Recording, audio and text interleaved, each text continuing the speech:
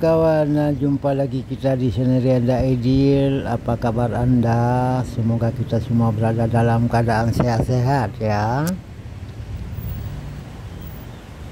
Disinilah aku mula merasa tidak tahu arah bila aku turun dari Menara Kuala Lumpur ya. Aku berencana ingin pergi ke KLCC melalui satu jalan yang dulu pernah aku lalui, tetapi aku macam tersilap jalan masuk ya, sehingga aku masuk ke Jalan Raja Chulan ya. Sehingga bila aku berjalan-jalan aku tidak tahu ke mana arah. Sepertinya aku merasa pening ya. Tidak mau mana timur mana barat ya. Tapi aku terus berjalan. Dan terus aku berjalan sendirian. Aku hanya mencari-cari ya kemana arahnya. Ingin mencari KLCC. Dan sepertinya aku memang sudah sesat. Aku tidak tahu kemana arahnya. Dan bangunan KLCC pun tidak nampak. Mungkin sudah terlindung ya dengan bangunan-bangunan lain. Sehingga aku berjalan-jalan, terus berjalan sendirian. Namun aku tidaklah merasa susah, sebab bila aku tak tahu jalan pulang, sudah pasti aku naik Grab ya. Itulah aku terus berjalan sendirian. Namun tiba-tiba aku tak sangka aku boleh sampai di tempat yang sering aku lalui ya. Tiba-tiba saja, tapi aku tidak mengarah langkah ke sana. Macam aku tidak berencana pergi ke sana. Cuma tiba-tiba aja sampai di sana. Setelah aku merasa memang aku tidak tahu lagi ke mana arah ingin kutuju, sampailah di satu tempat. Aku lihat ramai orang masuk dan tempat itu aku nampak ada tulisan pavilion ya. Aku teringat pavilion ada di Bukit Bintang tapi takkan aku sudah sampai di Bukit Bintang, sebab aku sudah jauh berjalan sejak dari Menara KLCC lah. Namun aku tertanya sampai di sini, aku tertanya pasal kat sini ada nampak tulisan pavilion lah. Aku tertanya-tanya apakah ini pavilion Bukit Bintang atau pavilion tempat lain ya. Aku tengok ramai orang naik atas tangga ini. Aku sudah melalui tadi tangga ini, tetapi aku tak berani nak masuk. Entah ke mana nanti arah tertuju ya, sebab aku memang tidak tahu. Memang jalan ini aku jarang masuk.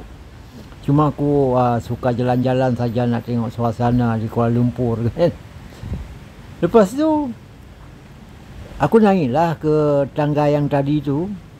Aku naik, aku ikut orang ramai je. Aku ikut. Lepas tu tiba-tiba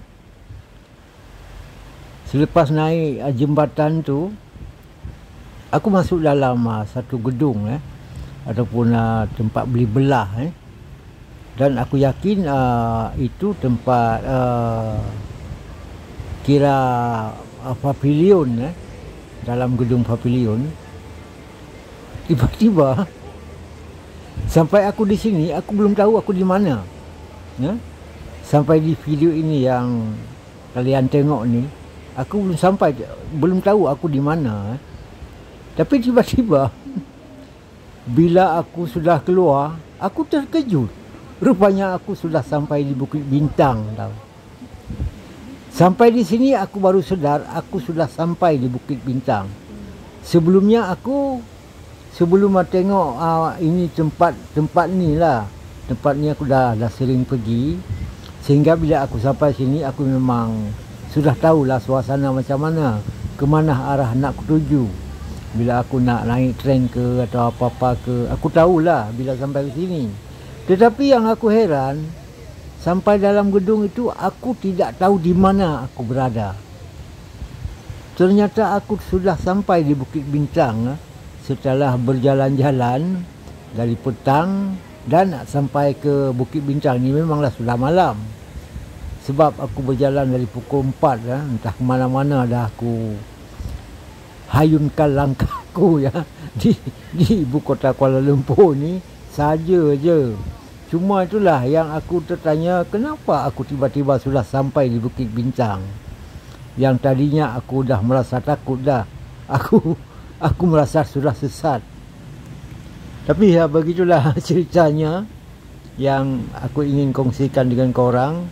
Sebab memang aku suka berjalan-jalan sendirian ialah sambil mengambil video seperti ini Lalu aku kongsikan dengan anda semua sebagai hiburan Beginilah suasana di Bukit Bintang yang akhirnya aku sampai di sini.